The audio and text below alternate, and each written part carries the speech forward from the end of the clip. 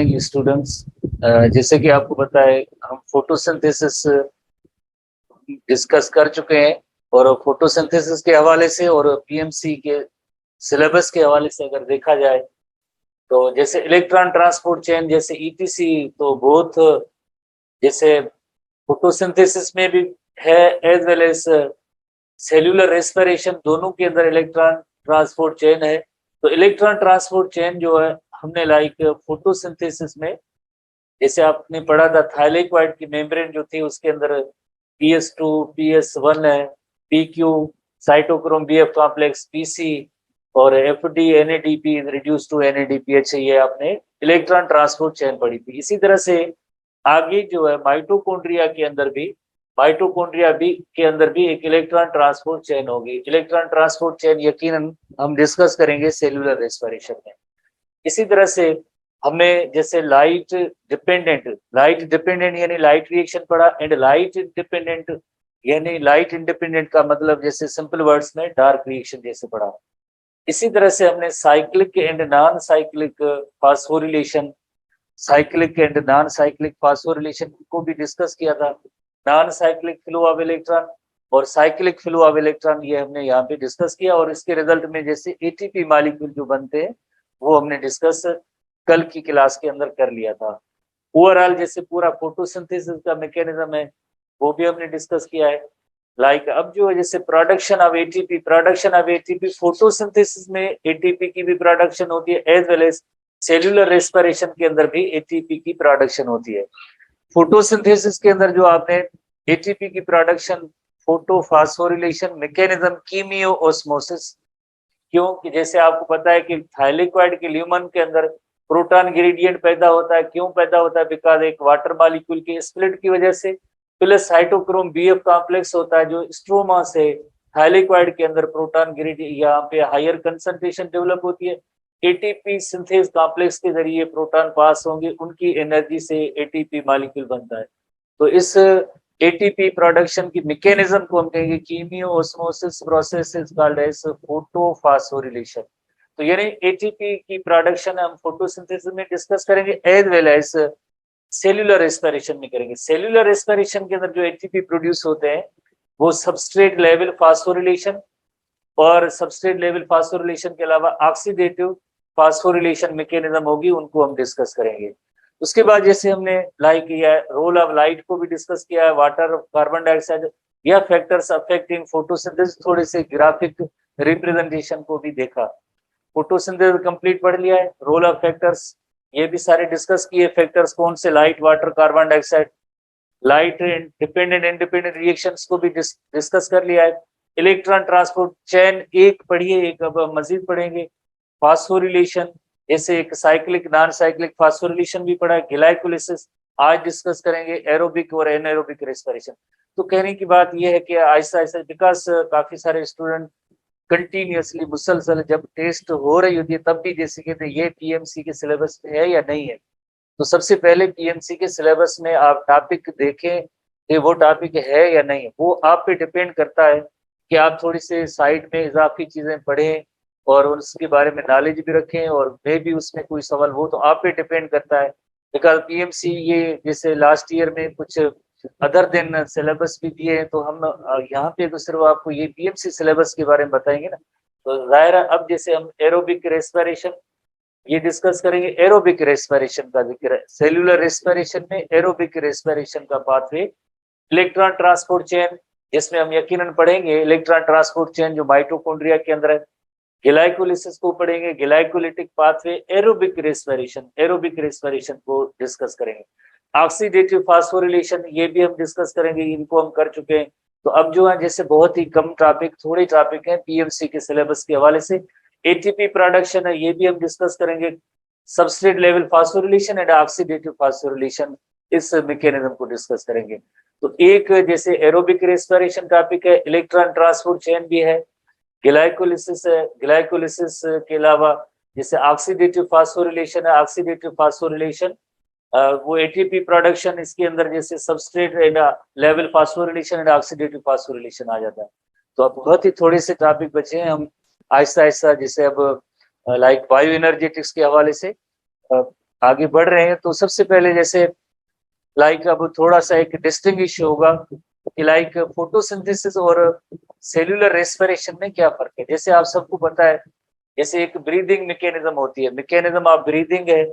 Breathing की meaning होती है ventilation, breathing is the ventilation. Ventilation ये ब्रीदिंग या जिसे वेंटिलेशन कहते हैं, जिसमें इंस्पायरेशन और एक्सपायरेशन का अमल होता है।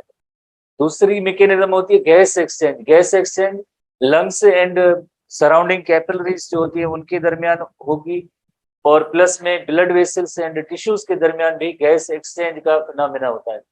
बट ये जो सेल्यूलर रेस्पिरेशन है इनसाइड द सेल, जैसे सेल के अंदर, cellular respiration refers to cell के अंदर जो रेस्पिरेशन का अमल हुआ है, कैसे, जैसे लाइक जो ग्लूकोज की जैसे ऑक्सीडेशन होगी, कार्बन डाइऑक्साइड की प्रोडक्शन होगी with the release of energy, this process is called cellular respiration. Cellular respiration cytoplasm में कुछ इवेंट्स होते हैं, साइटोप्लाज्म में, और कुछ इवेंट्स जैसे माइटोकॉन्ड्रिया में होते हैं। जैसे आमतौर पे जब सेल चैप्टर पढ़ते हैं तो हम कहते हैं mitochondria is called the power house of the cell because energy is produced here, stored here and energy is released from here. तो energy in the form of ATP किसी माइटोकॉन्ड्रिया के अंदर बनती है, स्टोर होती है और यहीं से रिलीज होती है। This process is called cellular respiration. इस प्रोसेस को हम कहेंगे सेल्यूलर रेस्पिरेशन, उसकी बात हो रही है। तो सेल्यूलर रेस्पिरेशन में क्या होता है, जो फोटोसिंथेसिस की प्रोडक्ट थी, फोटोसिंथेसिस की प्रोडक्ट क्या थी, ग्लूकोज एंड ऑक्सीजन थे। फोटोसिंथेसिस की प्रोडक्ट ग्लूकोज की ऑक्सीडेशन होगी, ग्लूकोज की ऑक्सीडेशन होगी, रिजल्ट में कार्बन डाइऑक्साइड बनेगी। इसी तरह से ऑक्सीजन जो है ये इसकी रिडक्शन होगी, रिजल्ट में क्या, वाटर प्रोड्यूस होगा। बिल्कुल ऐसे जिस तरह से रिएक्टेंट प्रोडक्ट हो गई, प्रोडक्ट रिएक्टेंट्स हो गए, किसके, फोटोसिंथेसिस के जो रिएक्टेंट्स हैं। फोटोसिंथेसिस के रिएक्टेंट क्या थे, ये फोटोसिंथेसिस के रिएक्टेंट थे कार्बन डाइऑक्साइड एंड वाटर।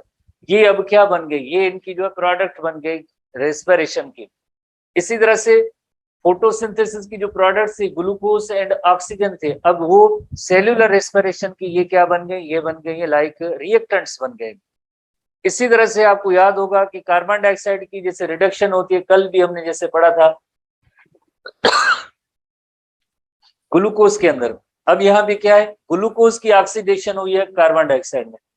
इसी तरह से फोटोसिंथेसिस में हमने पढ़ा था वाटर की जैसे ऑक्सीडेशन होगी, ऑक्सीजन बनेगा। इसी तरह से आप देखिए ऑक्सीजन की जैसे रिडक्शन होगी, वाटर बनेगा। तो इस तरह से जैसे बिल्कुल थोड़े से अपोजिट प्रोसेस हैं। ये फोटोसिंथेसिस की मैकेनिज्म है और सेल्यूलर रेस्पिरेशन, फोटोसिंथेसिस और सेल्यूलर रेस्पिरेशन। तो ये थोड़ी सी बेसिक नॉलेज आपके पास होनी चाहिए। प्लस में जैसे थोड़ी सी और भी पॉइंट्स है सेल्यूलर रेस्पिरेशन और फोटोसिंथेसिस के हवाले से थोड़ी सी डिस्कशन, कि जैसे फोटोसिंथेसिस में ओवरऑल आपने क्या पढ़ा था, ओवरऑल ये पढ़ा था कि वाटर की स्प्लिट से जैसे ऑक्सीजन जैसे रिलीज होती है, और इसी तरह से इलेक्ट्रॉन ट्रांसपोर्ट चेन के अंदर एटीपी प्रोड्यूस होते हैं, अमल को हम कहेंगे फोटोफॉस्फोरिलेशन।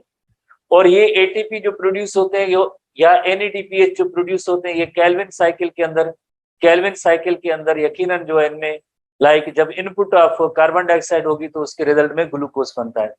तो electrons for an electron transport chain, electrons for electron transport chain, ये इलेक्ट्रॉन ट्रांसपोर्ट चेन कहाँ होती है, इलेक्ट्रॉन ट्रांसपोर्ट चेन आपने कल पढ़ा था, इलेक्ट्रॉन ट्रांसपोर्ट चेन थाइलिक्वाइड की मेम्ब्रेन के अंदर है। Electrons from transport chain are taken by hydrogen carrier, ये इनको कौन कैरी करता है। ऐसे जो यहाँ पे इलेक्ट्रॉन ट्रांसपोर्ट चेन जैसे हमने non cyclic flow of electron में पढ़ा था, finally NADP is reduced to NADPH। ये जैसे electron from electron transport chain are taken by hydrogen carrier, कौन सा, दैट इज द NADPH है। एंड ये NADPH इसके electron uses the Calvin cycle to synthesise glucose, यही इसके जो इलेक्ट्रॉन होते हैं केल्विन साइकिल में इसके यूज होंगे जिसमें ग्लूकोज बनेगी।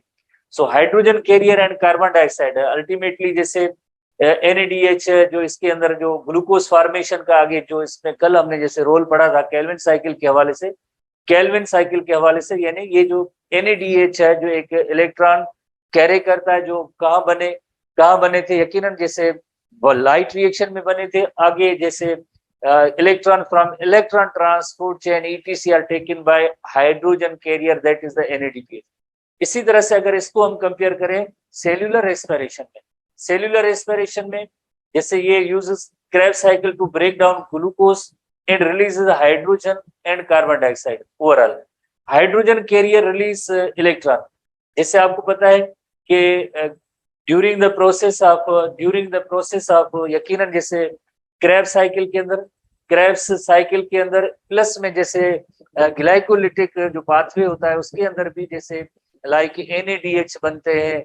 इसी तरह से लिंक रिएक्शन एक होता है, ट्रांजिशन रिएक्शन, उसके अंदर भी NADH बनते हैं। इसी तरह से Krebs साइकिल के अंदर भी NADH और FADH होते हैं।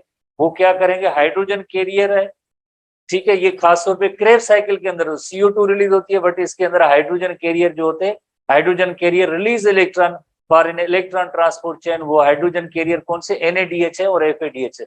FADH तो Krebs साइकिल में बनता है, बाकी NADH के बनने के जो अमल हुए थे लाइक वो ग्लाइकोलिसिस में भी होते हैं, लिंक रिएक्शन में भी होते हैं। ओवरऑल जैसे NADH प्लस FADH ये क्या करेंगे, ये for an electron transport chain जो है ये हाइड्रोजन कैरियर है, रिलीज इलेक्ट्रॉन, ये इलेक्ट्रॉन रिलीज करेंगे and from the electron transport chain और फाइनल और टर्मिनल इलेक्ट्रॉन एक्सेप्टर इसके अंदर होगा, वो ऑक्सीजन होगा और वाटर मॉलिक्यूल बनता है। तो NADH जो जैसे यहाँ पे Krebs साइकिल की इलस्ट्रेशन है, जैसे ग्लाइकोलिसिस में भी NADH बनते हैं, लिंक रिएक्शन में भी NADH बनते हैं, FADH भी बनते हैं। ये कहाँ चले जाएंगे, electron transport chain. Electron transport chain कहाँ होगी, माइटोकॉन्ड्रिया की इनर मेम्ब्रेन होती है, उसके अंदर इलेक्ट्रॉन ट्रांसपोर्ट चेन है। इलेक्ट्रॉन ट्रांसपोर्ट चेन है, ऑक्सीडेटिव फास्फोरिलेशन के जरिए ATP बनेंगे और फाइनल और terminal electron acceptor is oxygen और उसके रिजल्ट में जैसे वाटर मॉलिक्यूल बनता है। तो सेल्यूलर रेस्पिरेशन में भी इसी तरह से इलेक्ट्रॉन ट्रांसपोर्ट चेन होगी, फाइनली डिस्कस करेंगे। तो ये थोड़ा सा इन दोनों के अंदर जैसे सेल्यूलर रेस्पिरेशन और यकीनन जैसे फोटोसिंथेसिस के हवाले से इलेक्ट्रॉन कैरियर का थोड़ा सा ये डिस्टिंग्विश है। इसी तरह से फोटोसिंथेसिस और सेल्यूलर रेस्पिरेशन में काफी सारी ऐसी चीजें जो लाइक एक इस इलस्ट्रेशन के जरिए भी हम जैसे नोट कर सकते हैं। In many respect photosynthesis and cellular respiration are complementary reaction with the environment. The product of photosynthesis function as input for the cell respiration. Product क्या थी, ग्लूकोज एंड ऑक्सीजन थी फोटोसिंथेसिस की, और सेल्यूलर रेस्पिरेशन में ये input है या reactant है जो हमने पहले डिस्कस किया था। The product of cell respiration as the inputs of photosynthesis. Photosynthesis के लिए इनपुट आपको पता है कार्बन डाइऑक्साइड एंड वाटर है, तो पहले ही हमने डिस्कस किया और इस इलस्ट्रेशन में मौजूद है। मोस्ट प्रोडक्ट्स जो फोटो ऑटोट्रॉफ है undertake both photosynthesis and cell respiration to survive. जैसे प्लांट्स के अंदर फोटोसिंथेसिस का भी प्रोसेस होता है, as well as cellular respiration का भी प्रोसेस होता है। जो कंज्यूमर्स होते हैं एनवायरनमेंट के अंदर, कंज्यूमर्स होते हैं जो अपना फूड मैन्युफैक्चर नहीं कर सकते हैं, हेट्रोट्रॉफ इन नेचर होते हैं, only undertake cellular respiration, not के उसमें फोटोसिंथेसिस होगी, बट विल इंजेस्ट और absorb photosynthetic product. Photosynthetic product होगी उसको इंटेक तो जरूर करेंगे, बट उनके अंदर खुद जैसे यकीनन ये मैकेनिज्म है। इस डायग्राम देने का मकसद ये है कि लाइक प्रीवियसली किसी टेस्ट में एक दो बार कई बार ऐसी लाइक इलस्ट्रेशन के सवाल जैसे क्वेश्चन आते थे। जैसे ये क्लोरोप्लास्ट है, यकीनन क्लोरोप्लास्ट है, लाइट एनर्जी इसको ट्रैप किया, प्रोडक्ट क्या बने फोटोसिंथेसिस की, ऑक्सीजन एंड ग्लूकोज है। Oxygen and glucose cellular respiration के लिए ये दोनों रिएक्टेंट्स हैं। Mitochondria is concerned with cellular respiration, और यकीनन सेल्यूलर रेस्पिरेशन की जो प्रोडक्ट्स होती है वो वाटर एंड कार्बन डाइऑक्साइड है, और वाटर एंड कार्बन डाइऑक्साइड ये दोनों रिएक्टेंट्स हैं किसके लिए, फोटोसिंथेसिस की मैकेनिज्म के लिए जो क्लोरोप्लास्ट के अंदर होती है। तो इस तरह की जैसे यकीनन जैसे लाइक आपको याद होगा कि हमने पहले ही पढ़ा था, और ऐसे क्वेश्चन में भी पॉसिबल है कि आ सकते हैं, बट बाकी केमिकल एनर्जी के हवाले से अगर आप देखें सेल्यूलर रेस्पिरेशन के दौरान केमिकल एनर्जी रिलीज होती है, और इसी तरह से सोलर एनर्जी को ये ट्रैप करते हैं, इनपुट होती है एनर्जी की क्लोरोप्लास्ट। तो ये भी एनर्जी पॉइंट ऑफ व्यू से भी एक थोड़ा सा ये भी डिस्टिंग्विश है। थोड़ी सी ये फिगर है जहन में आप रखें, मे भी पता नहीं कौन सा पैटर्न हो क्वेश्चन वगैरह का, बट ये फिगर को आप जहन में रखें। क्लोरोप्लास्ट है, they are concerned with the photosynthesis, और जैसे ये सेल्यूलर रेस्पिरेशन है, सेल्यूलर रेस्पिरेशन माइटोकॉन्ड्रिया उसके हवाले से ये लाइक इलस्ट्रेशन को आप जहन में रखेंगे, ठीक है। इस तरह से अब हम जैसे सेल्यूलर रेस्पिरेशन के हवाले से डिस्कस करते हैं। सेल्यूलर रेस्पिरेशन के हवाले से, सेल्यूलर रेस्पिरेशन के हवाले से लाइक ग्लूकोज की ऑक्सीडेशन, जैसे अभी हमने पढ़ा था सेल्यूलर रेस्पिरेशन जो है नथिंग बट जैसे सेल्यूलर रेस्पिरेशन सेल लेवल पे ग्लूकोज की जैसे ऑक्सीडेशन होती है, तो बट ऐसे नहीं होगा कि डायरेक्टली ग्लूकोज से एनर्जी भी बने और देन जो है कार्बन डाइऑक्साइड भी बने। तो एक पाथवे होता है सेल्यूलर रेस्पिरेशन का। सबसे पहले ग्लूकोज ब्रेक होती है, 2 molecules of 3 carbon compound pyruvic acid और पायरुवेट। पायरुवेट में ये सबसे पहले ग्लूकोज ब्रेक होगी और इस फिनोमेना को हम कहेंगे ग्लाइकोलाइसिस। ग्लाइकोलाइसिस, ग्लाइको लफ्ज की मीनिंग होती है कार्बोहाइड्रेट और ग्लूकोज, लाइसिस की मीनिंग होती है इसकी ब्रेकडाउन। ग्लूकोज 6 कार्बन कंपाउंड है, पायरुवेट जो है 3 कार्बन कंपाउंड है। एक ग्लूकोज मॉलिक्यूल जब ब्रेक होगा तो यकीनन ऐसे 2 मॉलिक्यूल्स होंगे। 2 मॉलिक्यूल्स कौन से? पायरुविक एसिड और पायरुवेट के, जिसमें हर एक के अंदर 3 कार्बन होगा। इस प्रोसेस को हम कहेंगे ग्लाइकोलिसिस। कहाँ पे ये प्रोसेस और फिनोमेना होता है? ये फिनोमेना होता है सेल के साइटोप्लाज्म में होता है। बैक्टीरिया से लेकर जितने भी हायर इवन एनिमल्स हैं, सबके अंदर ग्लाइकोलिसिस का प्रोसेस ऑब्जर्व होता है।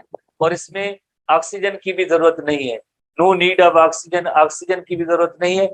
और दोनों टाइप की रेस्पिरेशन, चाहे वो रेस्पिरेशन एरोबिक हो या एनएरोबिक, ये प्रोसेस होगा ही होगा। ठीक है, जिसमें glucose is converted into pyruvic acid. कहाँ पे होगा सिलसिला? ये लाइक प्रोसेस साइटोप्लाज्म में होगा। इसमें ऑक्सीजन की जरूरत नहीं होगी और एंड प्रोडक्ट इसकी होगी पायरुविक एसिड।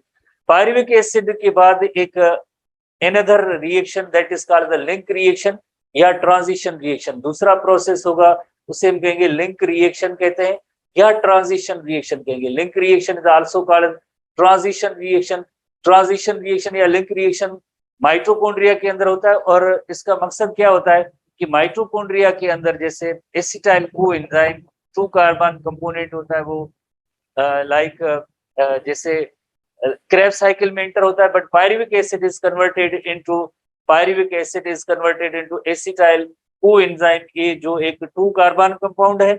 और इसी तरह से यहाँ पे कार्बन डाइऑक्साइड एक मॉलिक्यूल, जो है कार्बन डाइऑक्साइड एक पायरुविक एसिड से एक कार्बन डाइऑक्साइड रिलीज होगा और एक एसिटाइल कोएंजाइम। जैसे ये 3 कार्बन है तो एक कार्बन डाइऑक्साइड यहाँ से रिमूव होगा और बाकी रिमेनिंग जैसे 2 कार्बन कंपाउंड होगा जिसका नेम होगा एसिटाइल कोएंजाइम। ये लिंक रिएक्शन या ट्रांजिशन रिएक्शन में बनता है, प्लस में NADH भी बनता है। इसी तरह से जो लिंक रिएक्शन या ट्रांजिशन रिएक्शन के बाद नंबर 3 जो नेक्स्ट है, ये acetyl coenzyme enters into Krebs cycle or citric acid cycle. Krebs cycle or citric acid cycle. Krebs cycle or citric acid cycle. 2 carbon compound that is called acetyl coenzyme. यहाँ भी carbon dioxide भी produce होगी, इसी तरह से NADH भी produce होते हैं इस रिएक्शन में, FADH भी प्रोड्यूस होगा, as well as ATP molecule direct substrate level phosphorylation के जरिए भी बनेंगे।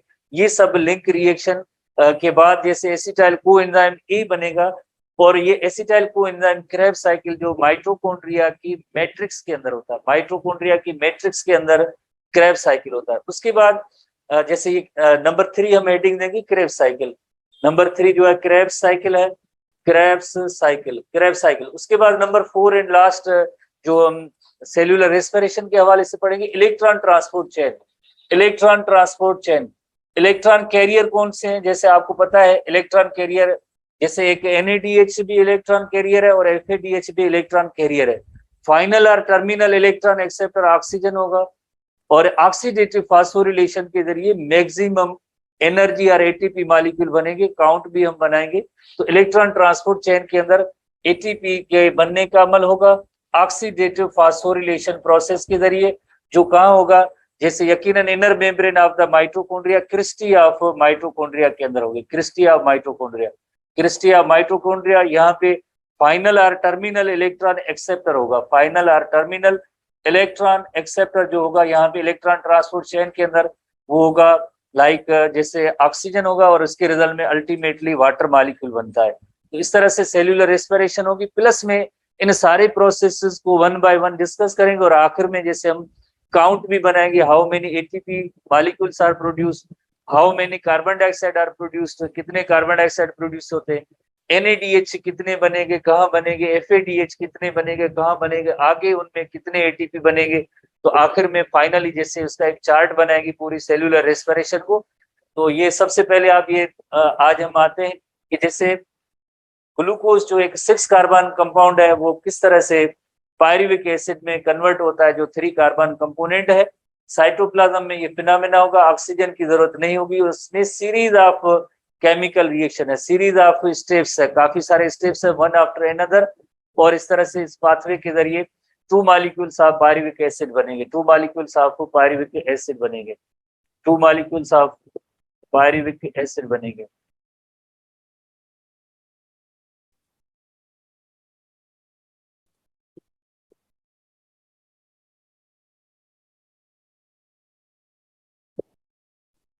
ये ओवरव्यू सेल्यूलर रेस्पिरेशन का, for example overview cellular respiration का लाइक ये है कि सबसे पहले जैसे ग्लूकोज जो 6 कार्बन कंपोनेंट है, ग्लाइकोलिसिस के जरिए कुछ एटीपी भी बनेंगे, NADPH भी बनेंगे। Glucose is converted into 2 molecules of pyruvic acid. Pyruvic acid link reaction या ट्रांजिशन रिएक्शन, जैसे ये आप यकीनन, जैसे ये साइटोप्लाज्म में, ये माइटोकॉन्ड्रिया के अंदर pyruvic acid is converted into acetyl coenzyme.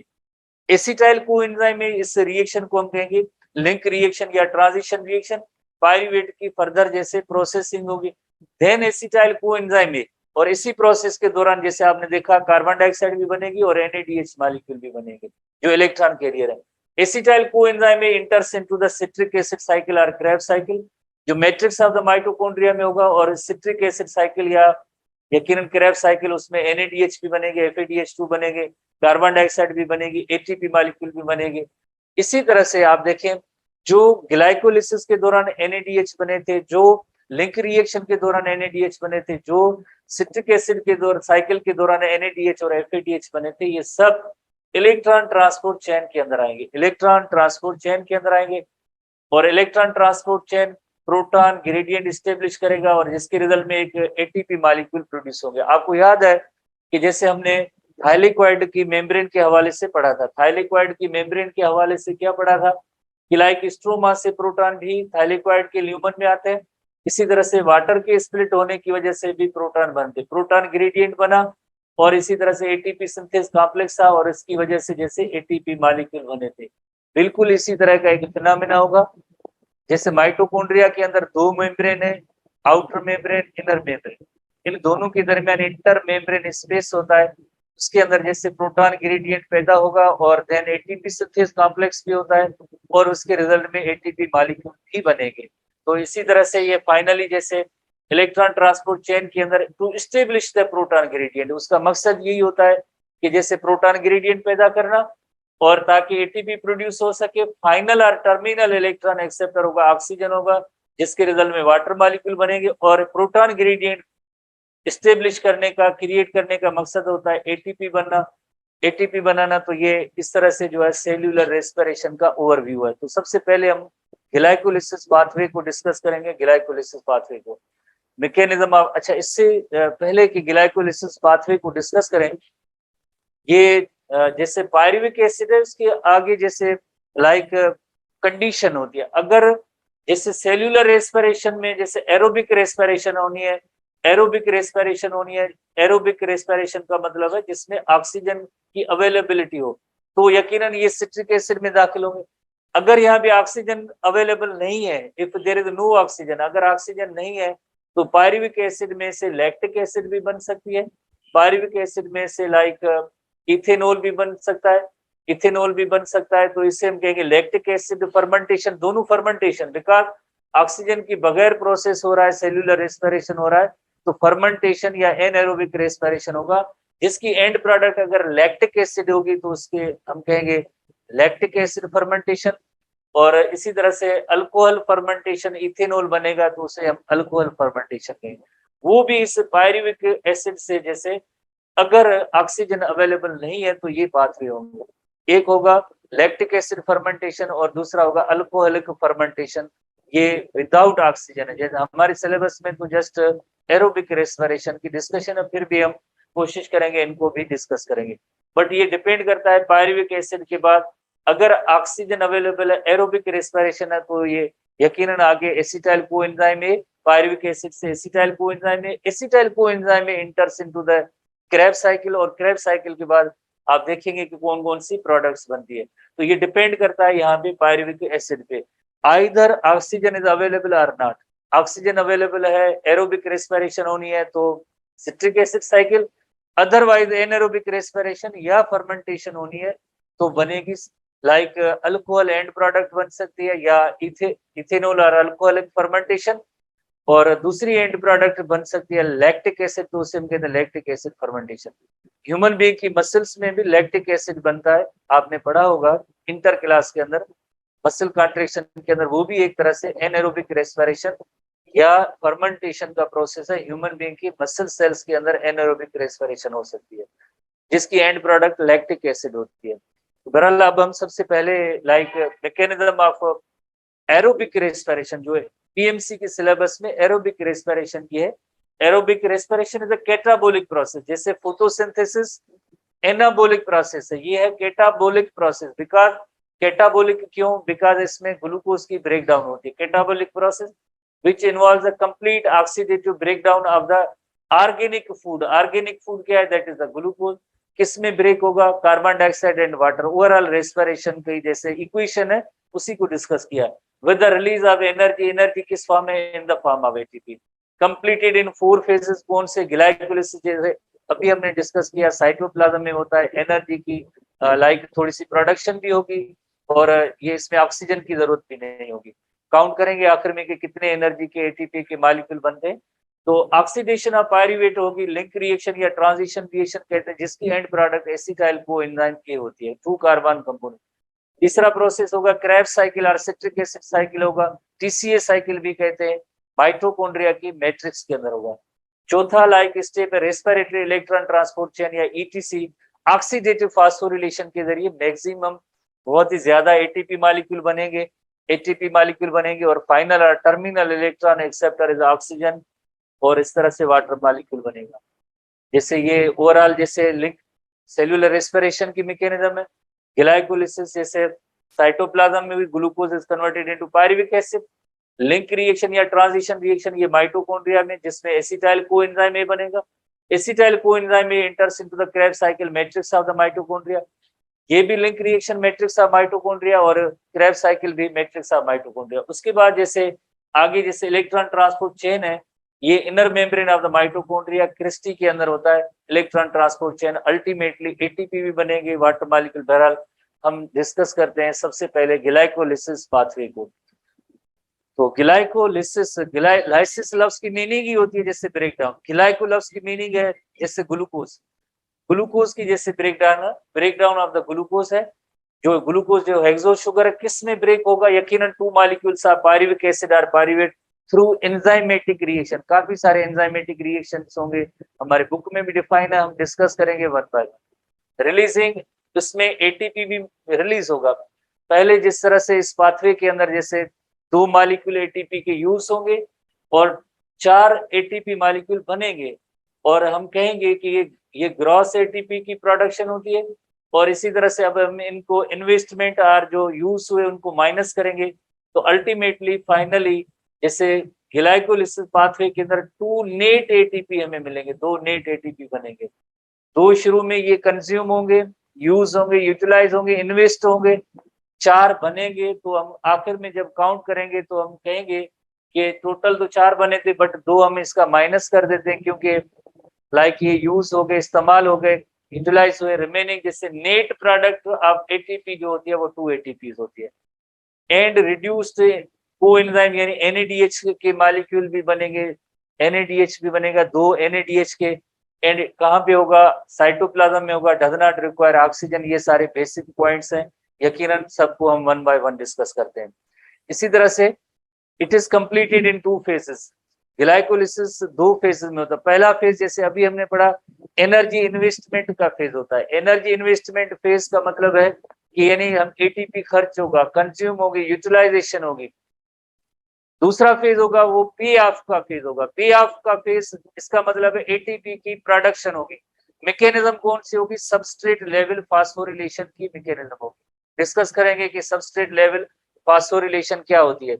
Enzyme की मदद से किसी भी सबस्ट्रेट से फास्फेट ग्रुप को रिमूव करें, और वो phosphate group directly ATP plus P, ATP के साथ फास्फेट ग्रुप ज्वाइन करें और एटीपी बने, उस अमल को हम कहेंगे सबस्ट्रेट लेवल फास्फोरिलेशन। सबस्ट्रेट से फास्फेट ग्रुप रिमूव होगा, कौन कराएगा? एंजाइम कराएगा, और वो फास्फेट ग्रुप एडिनोसिन डाइफास्फेट से मिलके एटीपी मिलेगा हमें, एटीपी की फॉर्मेशन होगी और इस प्रोसेस को हम कहेंगे सबस्ट्रेट लेवल फास्फोरिलेशन। ग्लाइकोलिसिस के दौरान जो एटीपी की प्रोडक्शन होती है वो होती है सबस्ट्रेट लेवल फास्फोरिलेशन। बहरहाल डिस्कस करेंगे। पहला फेज है प्रिपरेटरी फेज, इन्वेस्टमेंट फेज है। इनमें 2 मॉलिक्यूल एटीपी के कंज्यूम होंगे, कहाँ होंगे वो आगे जैसे सीरीज ऑफ स्टेप्स आ रहे हैं वहां पे डिस्कस करेंगे। एंड प्रोडक्ट क्या होगी? एंड प्रोडक्ट पूरे ग्लाइकोलिसिस फिनोमेना की होती है। सॉरी, इसमें जैसे पहले फेज की है G3P, जैसे कल हमने पढ़ा था PGL फास्फोग्लाइसरल्डिहाइड, वही सेम मॉलिक्यूल ये इंटरकन्वर्टेबल होते हैं। DHAP dihydroxy acetone phosphate, DHAP कहते हैं, DHAP, और PGL फास्फोग्लाइसरल्डिहाइड भी कहते हैं।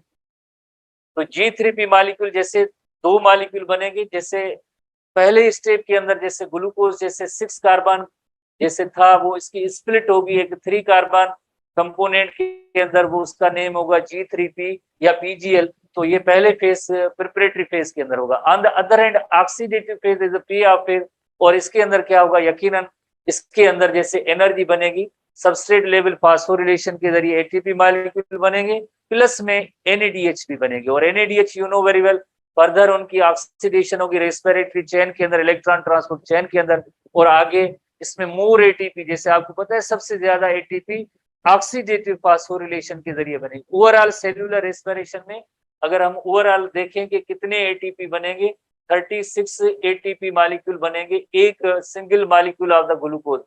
ग्लूकोज की जब कंप्लीट ऑक्सीडेशन होगी तो उसमें 36 मॉलिक्यूल ऑफ एटीपी बनेंगे।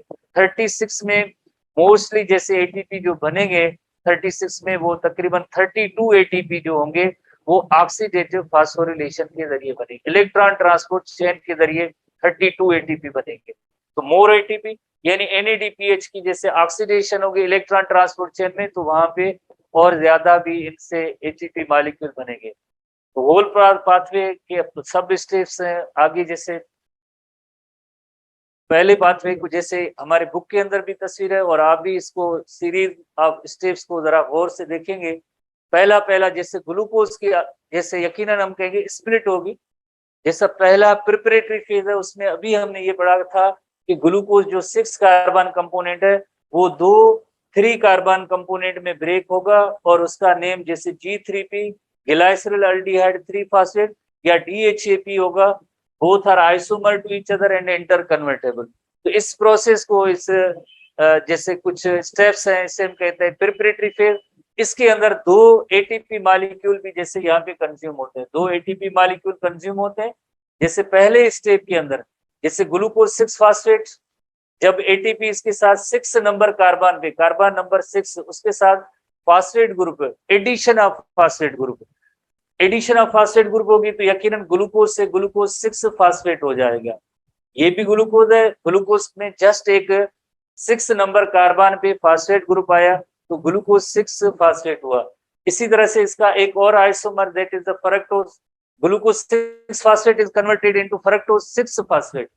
फ्रक्टोज 6 फास्फेट के बाद अगेन एक अनदर एटीपी मॉलिक्यूल यूज होगा, तो ये होगा जैसे 6 नंबर कार्बन पे पहले से ही फास्फेट ग्रुप अटैच था, अब नंबर 1 कार्बन है उसके साथ भी फास्फेट ग्रुप अटैच होगा तो ये फ्रक्टोज 1,6 डाइफास्फेट बन जाएगा।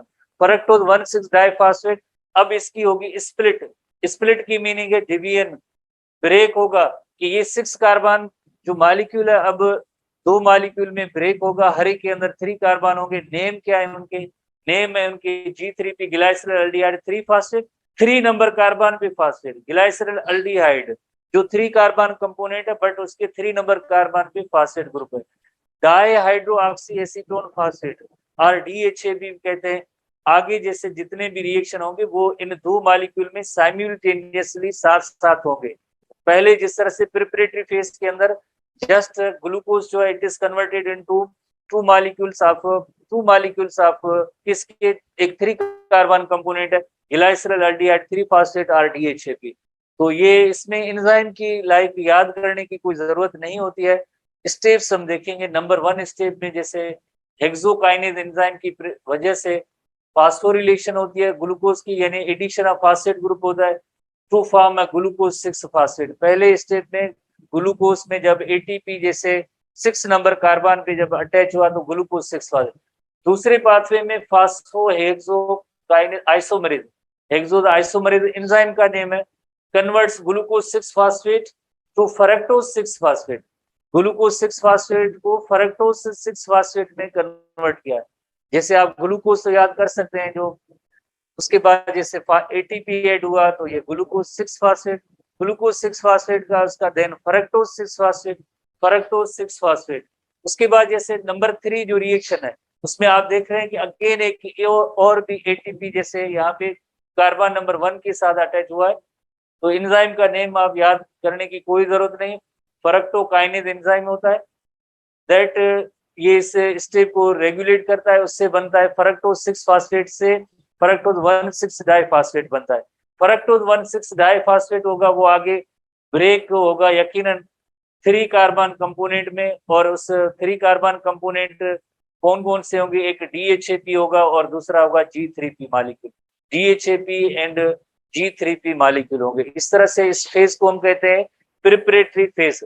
अब एक छोटा सा जैसे सवाल है कि ग्लूकोज की फास्फोरिलेशन क्यों होती है, ग्लूकोज में जैसे सबसे पहले फास्फेट ग्रुप अटैच किए जाते हैं, उसके दो रीजन है कि why phosphate group is attach या वाई एटीपी जो ग्लूकोज को चाहिए। तो पहला उसका रीजन है एडिशन ऑफ फास्फेट ग्रुप करेंगे जब, तो glucose effectively traps into the cell, cell के अंदर जैसे ग्लूकोज होगी, जहां पे ग्लूकोज होंगी तो वो उसको ट्रैप कर लेते हैं, तो ये ग्लूकोज 6 फास्फेट बन as glucose 6 phosphate can not diffuse across lipid bilayer. उसके बाद देन जो ग्लूकोज 6 फास्फेट जो बना है, अब जो वो लिपिड लेयर से या उस सेल से अब क्रॉस नहीं कर सकता, बिकॉज मटेरियल्स की सेल के अंदर जैसे मूवमेंट तो होती रहती है, जब फास्फेट ग्रुप इसके साथ अटैच हो जाएगा तो अब ग्लूकोज उस सेल की प्लाज्मा मेम्ब्रेन को क्रॉस नहीं कर सकेगी, नंबर 1। दूसरा रीजन ये होता है decrease is the concentration of free glucose. जाहिर है एक तो जस्ट ग्लूकोज है जिसमें 6 कार्बन कंपोनेंट है, दूसरा जैसे यकीनन जैसे ग्लूकोज 6 फास्फेट है, तो ग्लूकोज 6 फास्फेट हुआ तो किसकी कंसंट्रेशन कम हुई, यकीनन ग्लूकोज की हुई। Decrease in the concentration of free glucose favouring additional import of the molecule. इस वजह से जो सराउंडिंग दूसरे लाइक सेल या फ्लूइड होगी उसके ग्लूकोज मॉलिक्यूल होंगे वो भी इस सेल के अंदर आ सकते हैं, ताकि इसमें मोर जैसे आगे सेल्यूलर रेस्पिरेशन का जैसे फिनोमेना या कुछ है कैसे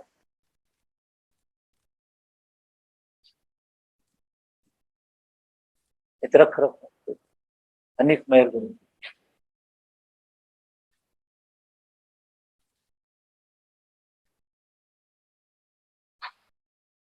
तो ये दो रीजंस होते हैं जिसकी वजह से यहाँ पे शुरू में एनर्जी इन्वेस्टमेंट फेज या जिसके अंदर फास्फेट ग्रुप की एडिशन हुई है, तो इस इन दो रीजन की वजह से। तो ये ऐसे रीजन हमारे बुक वगैरह में नहीं है, बट एक थोड़ी सी नॉलेज होनी चाहिए कि वाई वाई ये एटीपी की जरूरत क्यों होती है या इन्वेस्टमेंट यहाँ पे क्यों होती है, तो उसके दो रीजन है।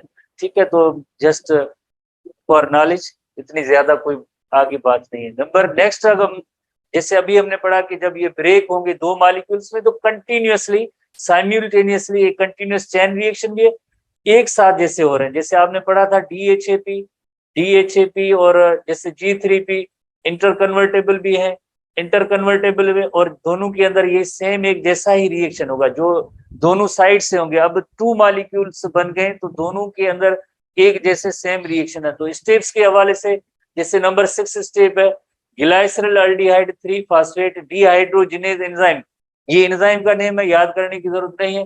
Catalyses the oxidation of aldehyde group to carboxylic group and phosphorylates G3P to 13BGP। जैसे आपको पता है कि यहाँ पे अगर आप अपने टेक्स्ट बुक में भी देखेंगे यहाँ पे फास्फेट ग्रुप आके ऐड होता है किसके साथ, जैसे यकीनन जैसे इसका नेम है like very clear G3P molecule था, ग्लाइसरल अल्डिहाइड 3 फास्फेट, ग्लाइसरल अल्डिहाइड 3 फास्फेट, तो यानी उसके जो नंबर 3 कार्बन था उसके साथ फास्फेट ग्रुप था ग्लाइसरल अल्डिहाइड 3 फास्फेट।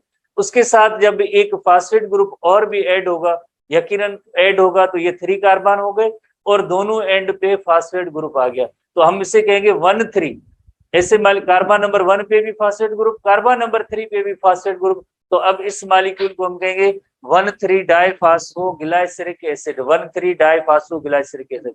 और इस रिएक्शन के साथ साथ एक जैसे NADH molecule, NAD is reduce to NADH, ये NADH भी बनेगा इस रिएक्शन में, ठीक है। इस तरह से catalyzes the oxidation of aldehyde group to carboxylic group and phosphorylates G3P2 13BPG, ये थोड़े से शॉर्ट टर्म है। बाई या डाई लफ्ज भी इस्तेमाल हो सकता है। 1 नंबर कार्बन पे 3 नंबर कार्बन पे फॉस्फेट ग्रुप, और ये ऑक्सीडेशन ऑफ PgAl हुआ है, G3P हुआ है, उसकी ऑक्सीडेशन का अमल हुआ है, जिसमें जैसे losing and gaining of electron हुई है। तो गेनिंग ऑफ इलेक्ट्रॉन जैसे NAD is reduce to NADH हुआ, ऑक्सीडेशन ऑफ PgAl हुआ है।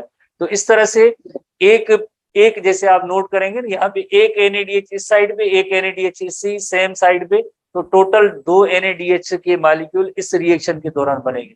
उसके बाद जैसे 1,3 डाइफॉस्फोग्लाइसरिक एसिड है, अब यहाँ पे जैसे ATP मॉलिक्यूल बनने का अमल होगा, क्योंकि अब जैसे दोनों एंड पे फास्फेट ग्रुप है, एक जैसे फास्फेट ग्रुप यकीनन जो कार्बन नंबर 1 का है यहाँ से अलग होगा, एडिनोसिन डाइफॉस्फेट से मिलके ATP मॉलिक्यूल बनेगा, सेम एक और ATP यहाँ पे, तो 2 ATP मॉलिक्यूल इस रिएक्शन में बनेंगे। ऐसे रिएक्शंस या कहाँ से बनते हैं, टेस्ट के हवाले से याद करना जरूरी होता है। तो फास्फोग्लाइसरेट काइनेज एंजाइम है जो 1,3 बाइफॉस्फोग्लाइसरिक एसिड, उसमें से जैसे फास्फेट ग्रुप लूज होगा, जाके किसके साथ ऐड होगा या अटैच होगा, ADP के साथ, रिजल्ट में क्या बनेगा, एक ATP मॉलिक्यूल बनेगा।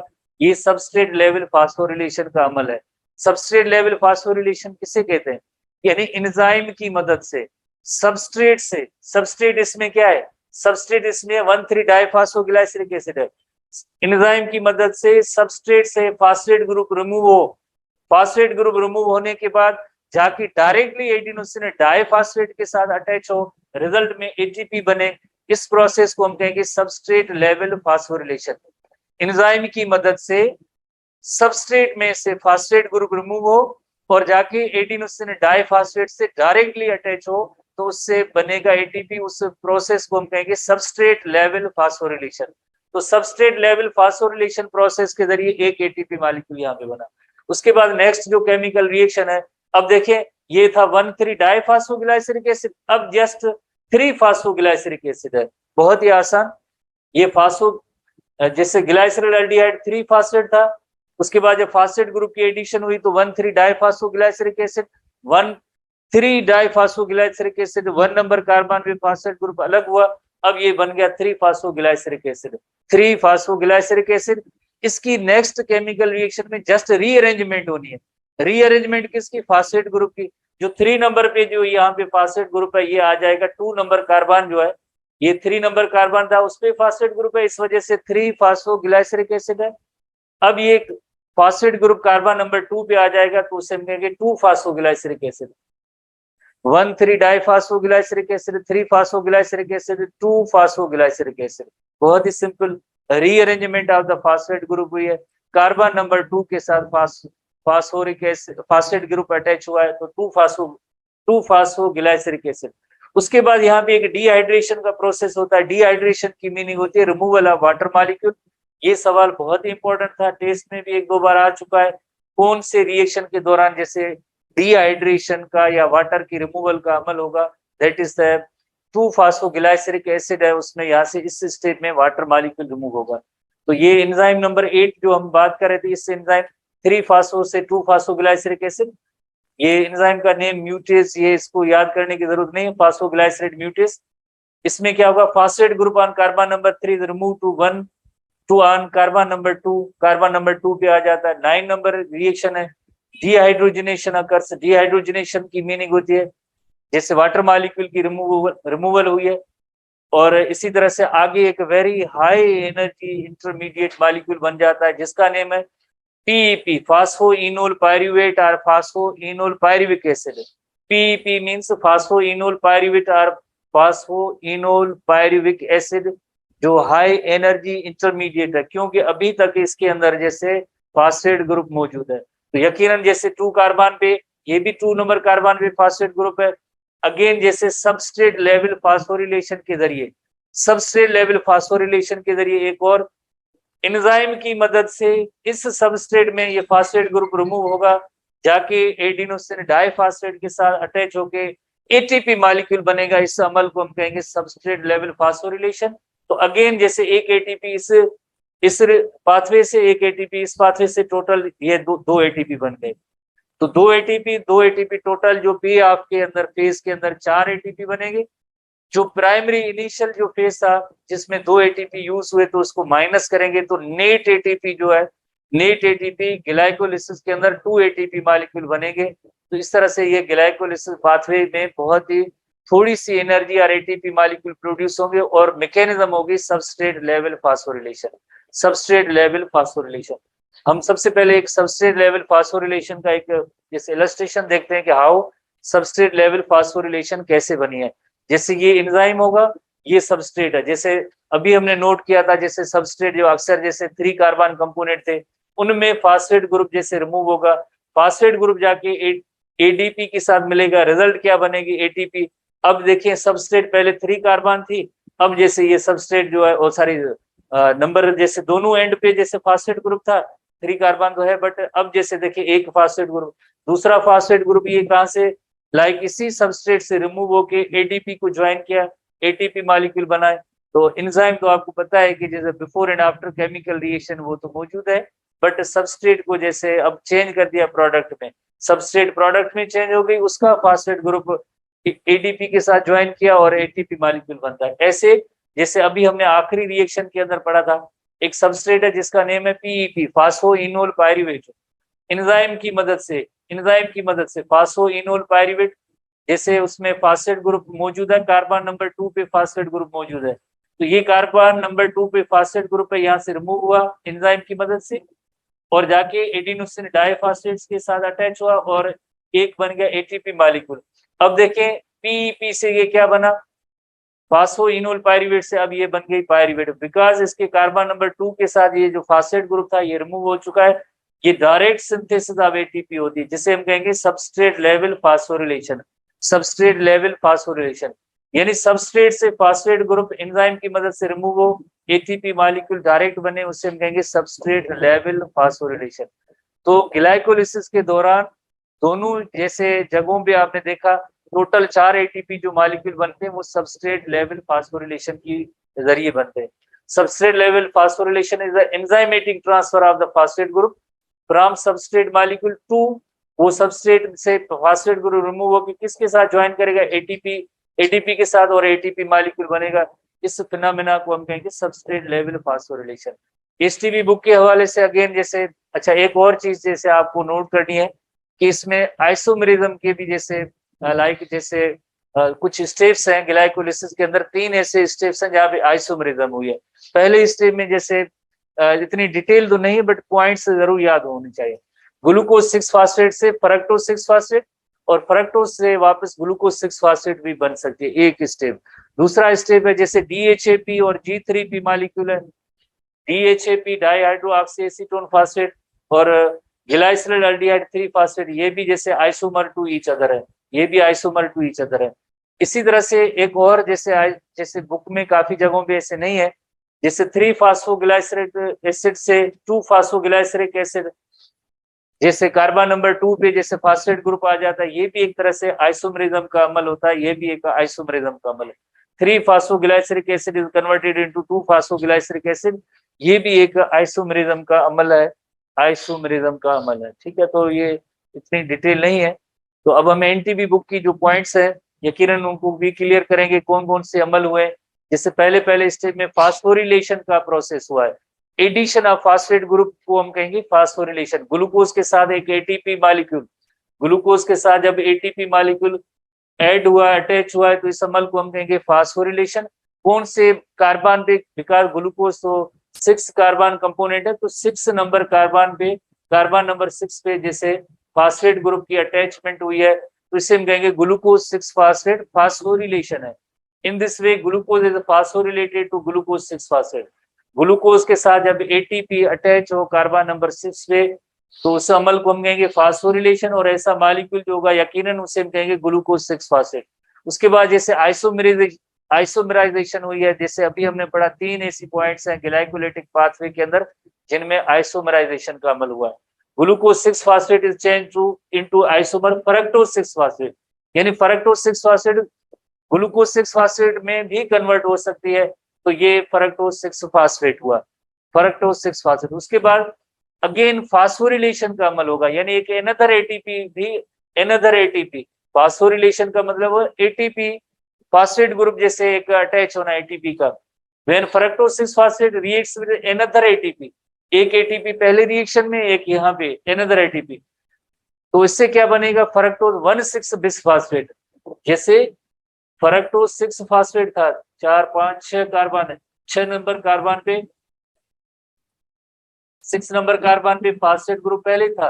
अब कार्बन नंबर 1 पे भी जैसे अगर एटीपी का जो फास्फेट ग्रुप इसके साथ ऐड होगा, अटैच होगा, तो इसे हम कहेंगे फरक्टोज 1,6 बिसफास्फेट।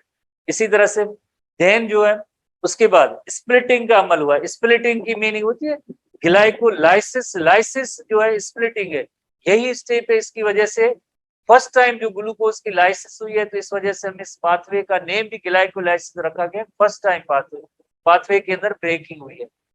स्प्लिटिंग किसकी, फरक्टोज 1,6 बिसफास्फेट की हुई, किसमें होगी, G3P एंड DHAP में, glyceraldehyde 3 phosphate and dihydroxy acetone phosphate.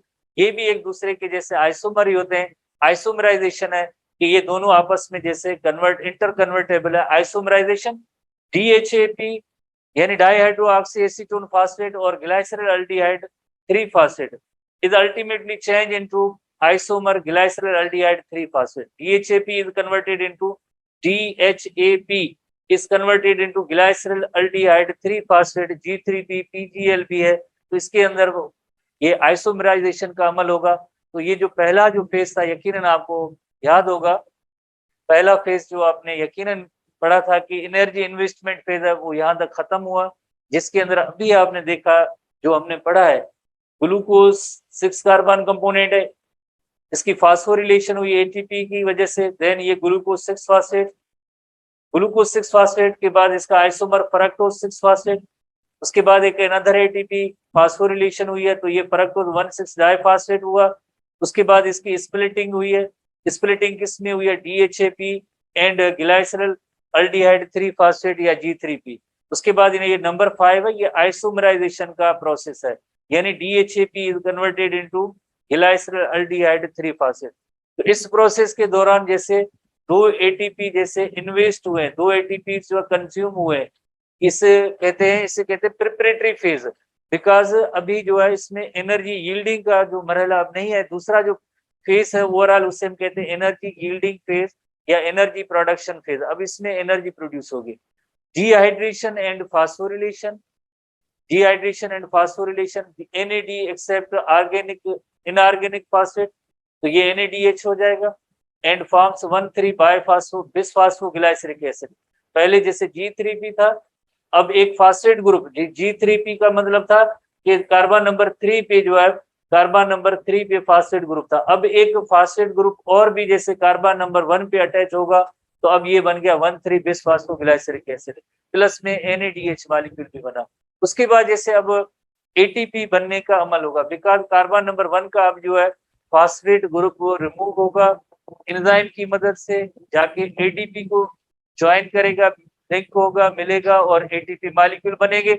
इस ATP प्रोडक्शन को हम कहेंगे substrate level phosphorylation. The direct synthesis of ATP from organic phosphorylated substrate. Organic phosphorylated substrate कौन सी है, 1,3 बिसफास्फोग्लाइसरिक एसिड है, called substrate level phosphorylation. In this system, molecule of ATP is formed from 1,3 bisphosphoglycerate and change वो किसमें होगा, 1,3 था तो अब just 3 phosphoglyceric acid. Why, because उसका एक फास्फेट ग्रुप रिमूव हो गया। उसके बाद isomerization, again 3 phosphoglyceric acid, 3 phosphoglyceric acid से कार्बन जब नंबर 2 है उसके साथ जब फास्फेट ग्रुप ऐड होता है 3 से 2 की तरफ, तो ये 2 फास्फोग्लाइसरिक एसिड, ये आइसोमराइजेशन का अमल है। उसके बाद डिहाइड्रेशन है, डिहाइड्रेशन की मीनिंग है removal of water. 2 phosphoglyceric acid undergo dehydration is converted into phosphoenol pyruvate या PEP, जो अभी तक उसमें एक हाई एनर्जाइज्ड इंटरमीडिएट मॉलिक्यूल है। अभी भी कार्बन नंबर 2 पे एक फास्फेट ग्रुप है जिसकी रिमूवल हो, जाके अटैच हो ADP के साथ और एक ATP मॉलिक्यूल बने, तो इसमें अभी तक एनर्जी अवेलेबल है। तो नेक्स्ट और आखिरी जो फाइनल जो स्टेप है उसके अंदर एक अगेन ये फास्फेट ग्रुप रिमूव होगा, रिमूव होके जाके एटीपी को ज्वाइन करेगा, रिजल्ट में एटीपी मॉलिक्यूल दोनों साइड से। तो formation of ATP, again a molecule of ATP is produced by substrate level phosphorylation, substrate level phosphorylation, when a phosphoenol pyruvate loses its phosphate group lose करेगा, लेकिन अब वो कहाँ जाएगा, एडीपी के साथ एटीपी मॉलिक्यूल बनेगा in the presence of an enzyme pyruvate kinase. इस तरह से आखिर में फास्फोइनोल पायरुवेट से पायरुवेट बनाए या पायरुविक एसिड बनाए, और पायरुविक एसिड के ऐसे दो मॉलिक्यूल हो गए। तो ग्लूकोज 6 फास्फेट, ग्लूकोज जो 6 कार्बन कंपोनेंट था, अब 2 मॉलिक्यूल्स ऑफ पायरुविक एसिड में ब्रेक हो गया।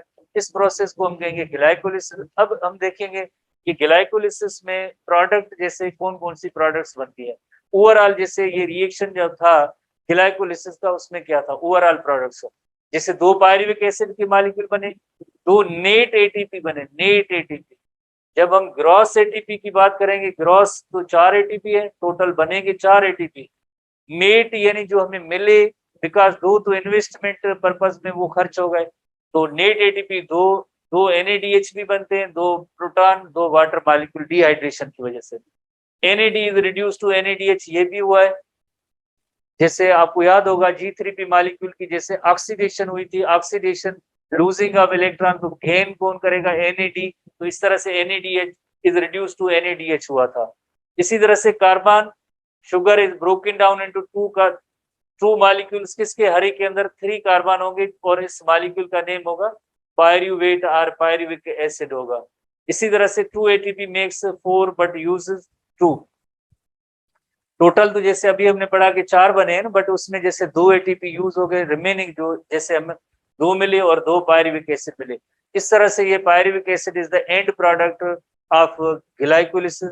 पायरुविक एसिड 3 कार्बन कंपोनेंट है। अब ये पायरुविक एसिड यहाँ पे सिचुएशन, जैसे अगर एरोबिक रेस्पिरेशन है या एनारोबिक रेस्पिरेशन, पायरुविक एसिड जो बना है, पायरुविक एसिड जो 3 कार्बन कंपोनेंट है, अब इसमें पाथवे यहाँ पे होंगे 3, either lactic acid fermentation, lactic acid fermentation, alcoholic fermentation, alcoholic fermentation, ये दोनों एनएरोबिक रेस्पिरेशन के फिनोमेना है।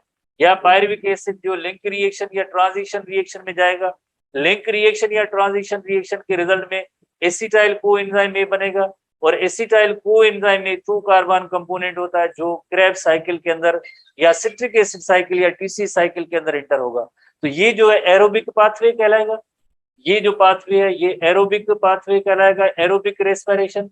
और ये जो पाथवे है anaerobic respiration. Anaerobic respiration is also called as fermentation. Anaerobic respiration is also called as fermentation. Lactic acid बनता है तो lactic acid fermentation, alcohol and product बनती है तो उसे हम कहेंगे अल्कोहलिक फर्मेंटेशन।